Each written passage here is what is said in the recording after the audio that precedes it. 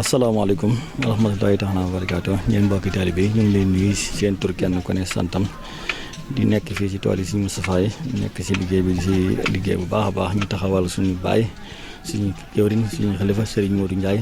mu feggoog Moustapha Ndiaye ak Serigne Cheikh Ndiaye ñi ñu laaj ko bëgg koo laaj daal tool bi daal ñu ngi gisee liggéey bi ak taalibe bi yeeg ak gën ñoo soññ ci sëñ bi gën ñoo ñaax daal bisimilah kon ñu jox Serigne Modou mu jàll fi ay kàddu rek.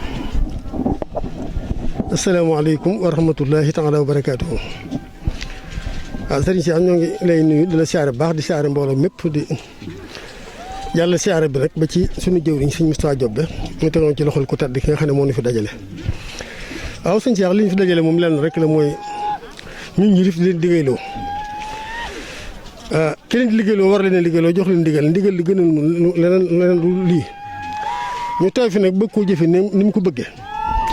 ànd ceeg mbégte ak cawarte ak yéen a ju mat sëkk loolu nag dama jàpp ne mooy suñu warte suñu diggante ak ki nu fi liggéeyloo kon ginnaaw bu ñu santee Cheikh Moustapha moom mi nga xamante ne moom moo dox suñu diggante ku tàdd ki Cheikhul Khadim mu bëgg noo jariñ ba dinu liggéeyloo liggéey bu toll nii moo di ñaq te nun lu am suñu maam yi am ko ñu ngi ko amee ci ñaq benn ci sa waajur bu baax bi sa maam ju baax ja ak sunu maam yeeg maam yi fi dajale yëpp li leen fi dajale rek mooy la leen dajale woon ci ëttu Sëñ Tuubaa ba mooy bàyyi seen bopp bàyyi seen i bokk jàpp ci sëñ bi lu leen sëñ bi wan ñu gis ko lu mu leen digal mu gën a leen lu loola nag kon bu amee tawféexi tey kii ñu àndal delluwaat na ci loola cosaan duñ def lu sant Cheikh Moustapha rek di ko ñaanal mu mucc yokk yàgg lool ak kum àndal. di ñaari nag suñu xol lim mel ci moom suñu borom defal na ko ba muy xolam bu sedd ci nun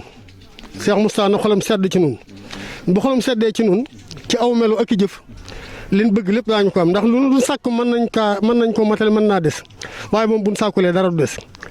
kon ci dara ji xitma nag nañ ci defal lu kawe suñuy njort ci sayir ak ci baatin te saxal na ci faw saafara mboolem luy ràgg yi ci saahir ak ci baytin ci àdduna bépp nag waaye rawatina murit gi waaye faj aaju yëpp nag ci daraja Cheikh Ahmadul Khadim mi nga xamante ni ñun ñëpp moom la ñuy wut mu nekk ci suñ kanam moom di Cheikhul Khadim ci ñun di ñu digal lu tax ñu ko am wasalaamaaleykum wa rahmatullah